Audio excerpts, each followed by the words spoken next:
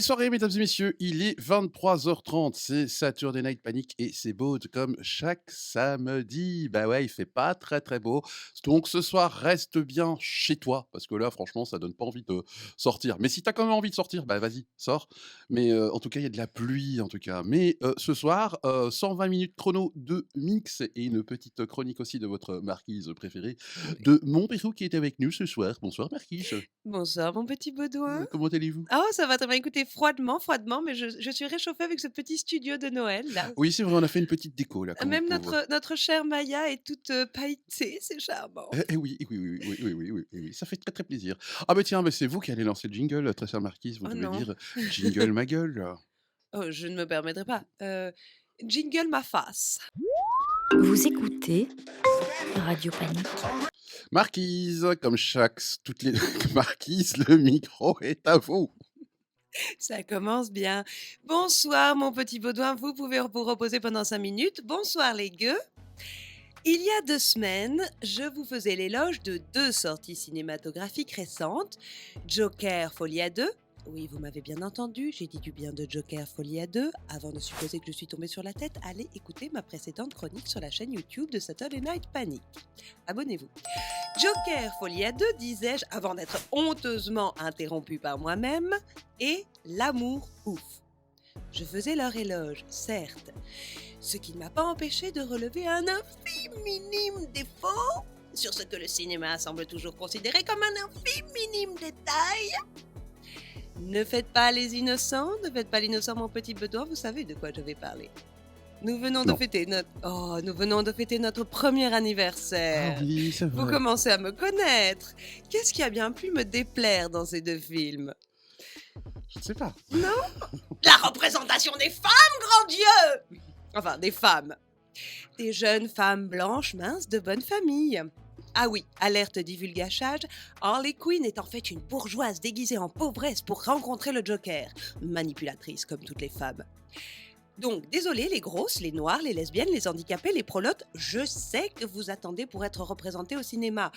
Mais je vous le dis en tant que femme blanche de bonne famille, si c'est pour être représentée par des clichés aussi mal réchauffés, caractérisés seulement par la relation avec le personnage masculin, à travers le regard de ce personnage masculin qui est en fait celui du réalisateur, c'est pas la peine. Oui, comme dans une de mes chroniques sur 2, je viens de redonner la définition du male gaze ou regard masculin dans le cinéma pour les francophones.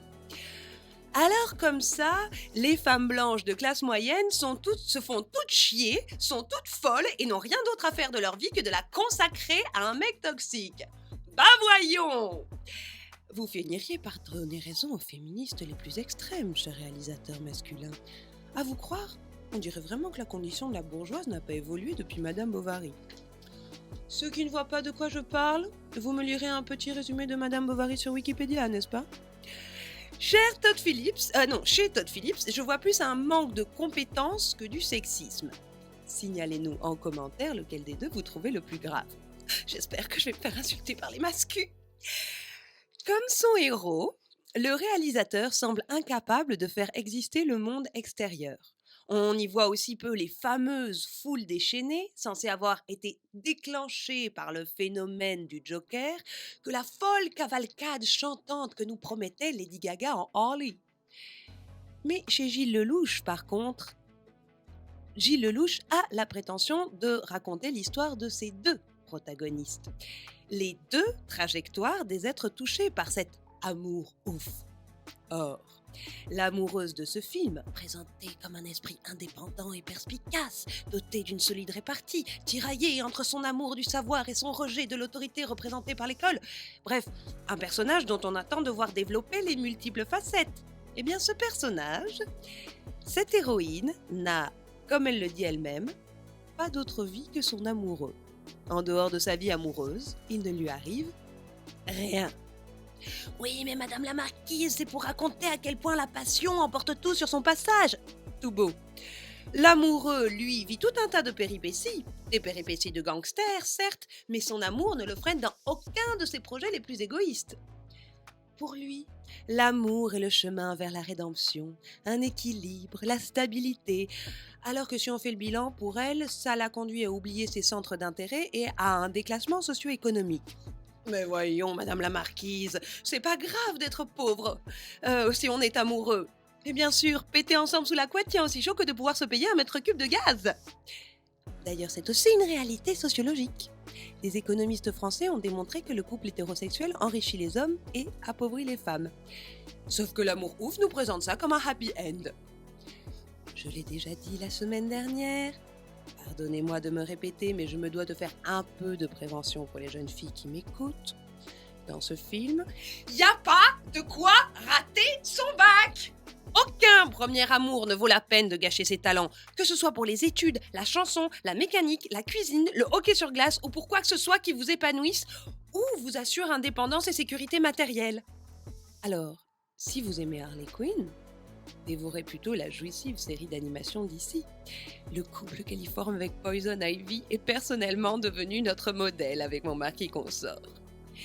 Et si vous voulez une vraie histoire d'amour impossible, rocambolesque et noire, rattrapez le meilleur film de 2024, Love Lies Bleeding de Rose Glass. Ça doit vous dire quelque chose, mon petit Baudouin? C'est la projection qui a connu son petit drama homophobe au dernier bif. Effectivement. Mais il faut le voir, ne serait-ce que pour apprendre des poses de culturiste ou voir Kristen Stewart, oui, la Kristen Stewart de Twilight avec un mulet années 80. C'est troublant, mais ça lui va très bien. Oui, braves gens hétéro-cis, mon favori et moi-même ne nous identifions plus qu'à des couples queer. Est-ce ma faute s'ils sont mieux écrits? Après tout, dans le sens inverse, Hans Christian Andersen a bien dû se cacher derrière une petite sirène pour raconter son histoire d'amour avec un prince. À dans 2 semaines. La Marquise de Montpérou, toutes les 2 semaines sur le 105.4 FM de Radio Panique. La playlist Pas de panique, La Marquise, sur la chaîne youtube.com/Saturday Night Panic. Merci Marquise. Avec plaisir, mon petit Baudouin. À dans 2 semaines. Philly, Lila, Crazy sur les ondes du 105.4 FM ou le www.radiopanique.org.